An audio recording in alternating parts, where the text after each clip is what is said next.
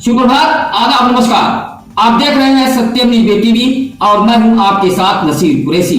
भदोही जिले की कहां की कौन सी है खबरें, देखिए आज के इस फटाफट खबरों में। आइए खबरों की शुरुआत करते हैं आज की इस अहम व बड़ी खबर से। भदोही जिले में लगातार बढ़ते गंगा जल स्तर को लेकर जिले के अधिकारी पूरी तरह हालातों पर नजर बनाए हुए हैं।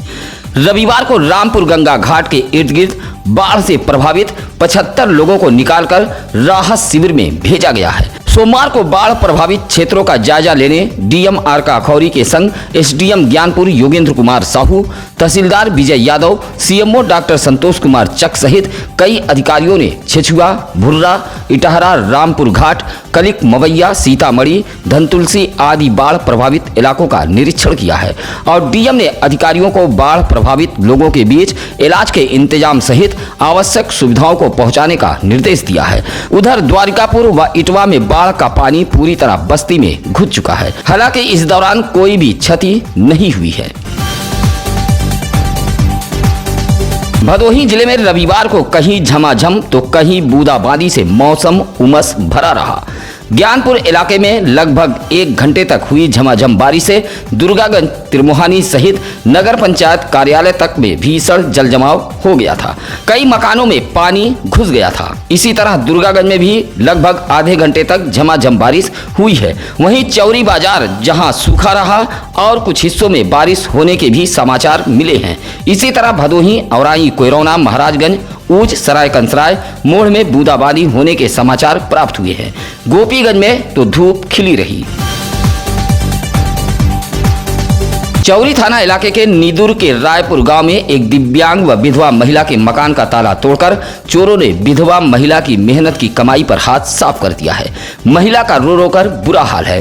चोरी की वारदात शनिवार व रविवार रात की बताई गई है। चोरों ने महिला की पूरी कमाई पर हाथ साफ कर दिया है। बताया जाता है कि चौरी थाना इलाके के नीदुर रायपुर निवासी विधवा दिव्यांग लालती देवी के घर में घुसे चोरों ने दरवाजे का ताला तोड़कर 5000 नगद, सोने की 2 चैन, एक झुमका व चांदी का पायल उठा ले गए हैं। विधवा दिव्यांग महिला अपनी पुत्री अंजू को लेकर एक कमरे में सोई हुई थी। चोरों ने बाहर से कुंडी लगाकर मां बेटी को अंदर बंद कर दिया और दूसरे कमरे का ताला तोड़कर चोरी की वारदात को अंजाम दिया है। टूटा हुआ बॉक्स घर से कुछ दूर पर बरामद हुआ है। महिला की सूचना पर रविवार की सुबह यूपी डायल 112 पुलिस पहुंची थी। कूड़ा फेंकने को लेकर 2 सगे भाइयों के परिवार वालों के बीच जमकर मारपीट हुई है। इस मारपीट में देवर ने अपने ही भाभी को मारपीट कर घायल कर दिया है। मामला भदोही कोतवाली इलाके के नई बाजार पुलिस चौकी अंतर्गत शिवाजी नगर के गुलौरा का है, जहां कूड़ा फेंकने को लेकर भोलानाथ व पिंटू चौहान के परिवार वालों के बीच मारपीट हुई है। इस मारपीट में भोलानाथ चौहान की पत्नी नीलम देवी को चोटें आई हैं। घायल महिला नीलम देवी का इलाज महाराजा बलवंत सिंह राजकीय अस्पताल भदोही में कराया गया है। गोपीगंज के राष्ट्रीय राजमार्ग पर बने ओवरब्रिज के एक पिलर से निकल रही तेज आवाज से आसपास के लोग दहशत में हैं और किसी बड़ी अनहोनी की आशंका से आसपास के लोग भयभीत हैं। इस संबंध में व्यापार प्रतिनिधिमंडल के नगर अध्यक्ष श्रीकांत जायसवाल ने बताया कि ओवरब्रिज के ऊपर से जब कोई भारी भरकम वाहन गुजरता है तो पिलर संख्या 18 से तेज आवाज निकल रही है, जिससे ओवरब्रिज के नीचे खड़े लोग सहम जाते हैं। नगर अध्यक्ष ने संबंधित अधिकारियों को अवगत कराते हुए ओवरब्रिज के पिलर में आई खराबी को ठीक कराने की मांग की है। आपको बता दें कि 6 लेन सड़क निर्माण के दौरान गोपीगंज से लगभग 3.5 किलोमीटर के दायरे में ओवरब्रिज का निर्माण कराया गया है, जिसमें अकेले झिलिया पुल से गिराई पेट्रोल पंप तक 54 पिलर मौजूद हैं। पिलर संख्या 18 से दहशत पैदा करने वाली आवाज निकल रही है। कच्ची दीवार पर टीन सेट लगाते समय अज्ञात जंतु के काटने से एक व्यक्ति अचेत होकर दीवार से नीचे गिर गया। हालत गंभीर होने पर परिजन अस्पताल लेकर पहुंचे थे। मामला ज्ञानपुर कोतवाली इलाके के कंसापुर का है। बताया जाता है कि कंसापुर निवासी बबलू विश्वकर्मा टीन सेट रख रहा था। दीवार पर घास फूस था। उसी घास में छिपे किसी अज्ञात जंतु ने उसे काट लिया और वह अचेत होकर नीचे आ गया। आनन फानन में परिजन जिला अस्पताल ज्ञानपुर लेकर पहुंचे थे, जहां उसका इलाज चल रहा है। महंगाई, बेरोजगारी जैसे तमाम मुद्दों को लेकर रविवार को आम आदमी पार्टी ने विशाल रैली निकालकर पदयात्रा की।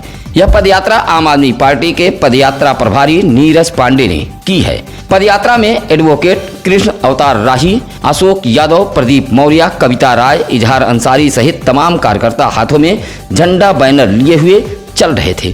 यह पदयात्रा भदोही शहर के फूलन देवी तिराहा से निकली, जो स्टेशन रोड, कटरा बाजार, पायल टाकीज, गजिया ओवरब्रिज से होते हुए रसपुरा नेशनल इंटर कॉलेज पहुंचकर समाप्त हुई। पदयात्रा में शामिल कार्यकर्ता महंगाई, बेरोजगारी, जीएसटी व किसानों की कर्ज माफी जैसे मुद्दे को लेकर नारेबाजी कर रहे थे।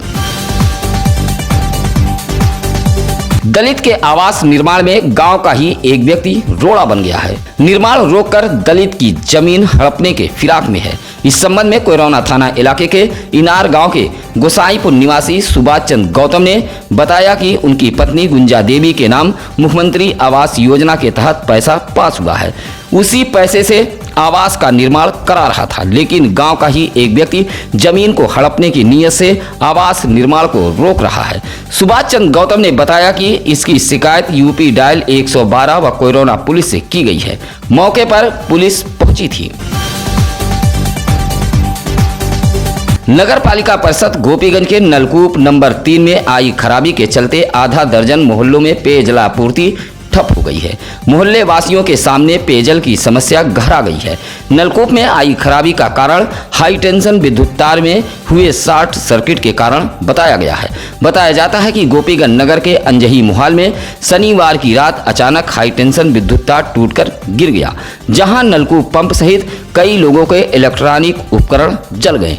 नलकूप का पंप जलने से अंजही मोहल्ला, पश्चिम मोहल्ला, सदर मोहल्ला सहित कई मोहल्लों की पेयजल आपूर्ति बाधित हो गई। कई मोहल्लों में बदहाल हुई पेयजल आपूर्ति के चलते नाराजगी के बाद नगर पालिका परिषद गोपीगंज ने आनन फानन में टैंकर से पानी मोहल्ले वासियों को उपलब्ध कराया। उधर खराब नलकूप को ठीक करने का काम तेज कर दिया गया है। खेत से घास लेकर लौट रही एक महिला को तेज रफ्तार बेकाबू बाइक ने टक्कर मार दी, जिससे महिला गंभीर रूप से घायल हो गई। भाग रहे बाइक चालक को ग्रामीणों ने घेर कर पकड़ लिया। यह हादसा सुरियामा थाना इलाके के नागमलपुर परौपुर के समीप का है, जहां नागमलपुर निवासी हिंचलाल यादव की 60 वर्षीय पत्नी जलावती देवी घर से 800 मीटर दूर अपने खेत से घास लेकर लौट रही थी।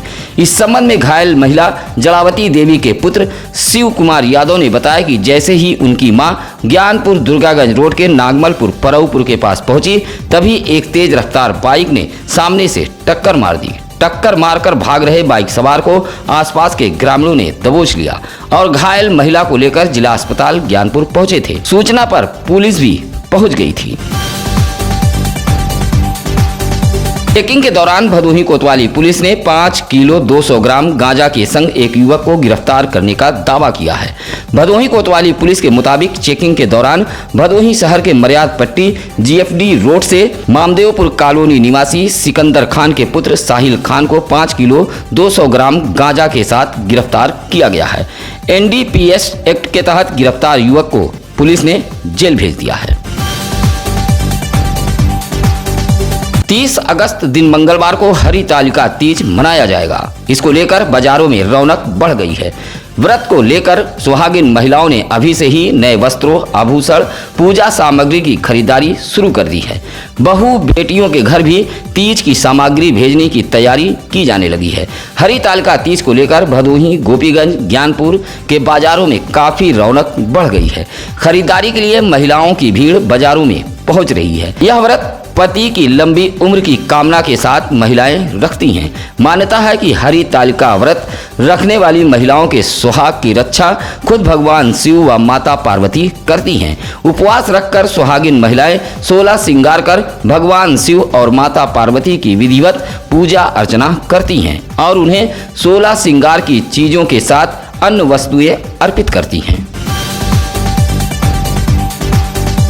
हॉकी के जादूगर मेजर ध्यानचंद की जयंती पर खेल विभाग द्वारा जिला खेल स्टेडियम मूसी लाटपुर में अंडर 14 बालक वर्ग हॉकी प्रतियोगिता का आयोजन किया गया। इस प्रतियोगिता में कुल 8 हॉकी टीम ने भाग लिया, जिसमें DJ Maurya inter college, national inter college, Chintamani inter college, उच्च प्राथमिक विद्यालय खिमहीपुर, समही भटानी के हॉकी खिलाड़ी मौजूद रहे। फाइनल हॉकी प्रतियोगिता का आयोजन 29 अगस्त को होगा। प्रतियोगिता के अंपायर अहमद अली रहे, जबकि निर्णायक की भूमिका में रमेश, नागेश, सनी, ओम प्रकाश रहे तथा हॉकी संघ के सचिव राजकमल ने खिलाड़ियों का उत्साह बढ़ाया। इस मौके पर नंदलाल, मुनव्वर हुसैन, भानु प्रताप, सुधाकर राय आदि मौजूद रहे। गांव की बदहाल सड़क को चुनावी मुद्दा बनाकर प्रधान जी ने तो चुनाव जीत लिया, लेकिन अब अपने वादे से मुकर गए। अब इस बात से ग्राम सभा वासियों में बदहाल सड़क को लेकर नाराजगी है। वादा खिलाफी करने वाले प्रधान का यह मामला डीग विकास खंड के ग्राम सभा नगरदा का है। रविवार को बदहाल गांव की सड़क को लेकर प्रदर्शन करते हुए गांव के वकील मिश्रा, गया प्रसाद विश्वकर्मा, अमर सिंह, ओपी मिश्रा, महेश मिश्रा जैसे ग्रामीणों ने बताया कि सिमराज से नगरदा होते हुए विश्वकर्मा बस्ती, ठाकुर बस्ती, ब्राह्मण बस्ती तक जाने वाला यह मार्ग 300 मीटर तक पूरी तरह बदहाल है। इस बस्ती में 700 मतदाता हैं। इसी बदहाल सड़क को चुनाव में मुद्दा बनाकर प्रधान जी ने चुनाव तो जीत लिया, लेकिन चुनाव जीतने के बाद ग्रामीणों का आरोप है कि प्रधान जी अपने वादे से मुकर गए। बदहाल सड़क पर चलना दुश्वार हो गया है। नगरदा बस्ती के लोगों ने डीएम सहित खंड विकास अधिकारी डीग का ध्यान आकृष्ट कराते हुए बदहाल सड़क की मरम्मत कराए जाने की मांग की है। रविवार को निषाद पार्टी की हुई एक बैठक में सपा व बसपा के दर्जनों कार्यकर्ताओं ने निषाद पार्टी का दामन थामते हुए पाला बदल लिया है। बैठक की अध्यक्षता कर रहे पार्टी के राष्ट्रीय सचिव एस लाल केवट ने बताया कि सूर्यामा ब्लॉक के उगईपुर में पार्टी की एक बैठक बुलाई गई थी। साथ ही नवनियुक्त जिलाध्यक्ष राधेश्याम निषाद का स्वागत समारोह भी आयोजित किया गया था। इस बैठक में समाजवादी पार्टी व बहुजन समाज पार्टी के दर्जनों पुराने कार्यकर्ताओं ने पाला बदलते हुए निषाद पार्टी की सदस्यता ग्रहण की है। इस दौरान राष्ट्रीय सचिव ने बताया कि पार्टी द्वारा 31 अगस्त को लखनऊ में विमुक्ति दिवस मनाया जाएगा। बैठक में सूर्यलाल केवट, अवधेश केवट, धीरज बिंद, सुशील निषाद आदि लोग मौजूद रहे। भदोही जिले के बाढ़ प्रभावित लोगों के बीच समाज सेवी मदद को पहुंचने लगे हैं। ऐसा ही एक नजारा धनतुलसी के समीप श्री नारायण इंटर कॉलेज में बने राहत शिविर में देखने को मिला है, जहां छेछुआ बस्ती के 35 परिवार राहत शिविर में शरण लिए हुए हैं। भदोही एमएलसी अन्नपूर्णा के पुत्र सिद्धार्थ सिंह धनतुलसी के राहत शिविर में पहुंचे थे और उनके बीच लंच पैकेट का वितरण किया। साथ ही एमएलसी पुत्र सिद्धार्थ सिंह ने इलाके के राजस्व निरीक्षक लेखपाल सहित राहत शिविर में मौजूद बाढ़ प्रभावित लोगों से बातचीत की और हर संभव मदद दिलाए जाने का भरोसा दिलाया। एमएलसी पुत्र ने कटान क्षेत्रों का भी दौरा किया। इस मौके पर एमएलसी पुत्र के साथ अजय सिंह चौहान, संजय सिंह, धर्मेंद्र सिंह, धनराज निषाद आदि मौजूद रहे। रविवार को लायंस क्लब ज्ञानपुर एवं संस्कार भारती द्वारा कजली महोत्सव का आयोजन कराया गया। कजली की यह महफिल सजी थी ज्ञानपुर के पटेल नगर स्थित एक वैवाहिक लॉन में, जहां कलाकारों ने एक से बढ़कर एक कजली गीत प्रस्तुत कर लोगों को तालियां बजाने पर मजबूर कर दिया। इस कजली महोत्सव में डॉक्टर नसीमा मिश्र, मणिबेन द्विवेदी सहित दर्जनों कलाकार मौजूद रहे। कजली महोत्सव का कार्यक्रम काफी देर तक चलता रहा, जहां लोग कजली व संगीत के लय ताल के लुत्फ में सराबोर रहे। इस मौके पर आनंद कुमार गुप्ता, रमेश चंद्र त्रिपाठी, प्रतिभा शुक्ला, दीनानाथ आदि मौजूद रहे। नगर पालिका परिषद गोपीगंज इलाके में साफ सफाई व्यवस्था पूरी तरह बदहाल हो चुकी है। हालात यह है कि धार्मिक स्थलों के इर्द गिर्द भी गंदगी का अंबार है। ऐसी ही कुछ शिकायत गोपीगंज नगर के वार्ड नंबर 25 दुर्गा माता मंदिर के आसपास से गुजरने वाले रास्तों को लेकर की गई है, जहां कूड़े का अंबार लगा हुआ है। इस संबंध में जिलाधिकारी का ध्यान आकृष्ट कराते हुए इलाके के राजू पंडा, चंदू सेठ, रतन सेठ, राजू सोनी ने बताया कि नगर के मध्य प्राचीन दुर्गा मंदिर के रास्तों पर कूड़ों का अंबार लगा है, गंदगी से बदबू उठ रही है, जिससे श्रद्धालुओं को आने जाने में बेहद परेशानी का सामना करना पड़ रहा है। इलाके वासियों ने साफ सफाई व्यवस्था को दुरुस्त कराए जाने की डीएम से गुहार लगाई है। 9 सितंबर को स्वतंत्रता संग्राम सेनानी शीतल पाल के जयंती की तैयारी को लेकर ज्ञानपुर में एक बैठक की गई। पाल विकास समिति के बैनर तले यह बैठक ज्ञानपुर नगर के सिद्धपीठ बाबा हरिहरनाथ मंदिर के ज्ञान सरोवर तालाब पर संपन्न हुई। बैठक की अध्यक्षता जिला पंचायत सदस्य राजेंद्र पाल बघेल ने किया। बैठक में मौजूद राजकुमार पाल, दिनेश पाल, अजय पाल, अशोक पाल से चर्चा करते हुए बताया कि शहीद शीतल पाल की जयंती भव्य रूप से 9 सितंबर को मनाई जाएगी और जिला अस्पताल ज्ञानपुर में पहुंचकर समिति के लोग फल का वितरण करेंगे। उस थाना इलाके के कलिंजरा मार्ग बसही रेलवे फाटक के समीप शीशम का भारी भरकम पेड़ धराशायी हो गया। संयोग अच्छा था कि इस पेड़ की जद में कोई राहगीर व वाहन नहीं आया, अन्यथा बड़ा हादसा हो सकता था। उस थाने के बगल से कटरा कोनिया की तरफ जाने वाले मार्ग के बसई रेलवे फाटक के समीप एक पेड़ रविवार की देर शाम अचानक धराशायी हो गया। इस हादसे में राहगीर बाल बाल बच गए हैं। पेड़ गिरने से अफरा तफरी फैल गई थी। सूचना पर पहुंची पुलिस ने स्थानीय लोगों की मदद से रास्ते पर गिरे पेड़ को हटाकर आवागमन दुरुस्त कराया।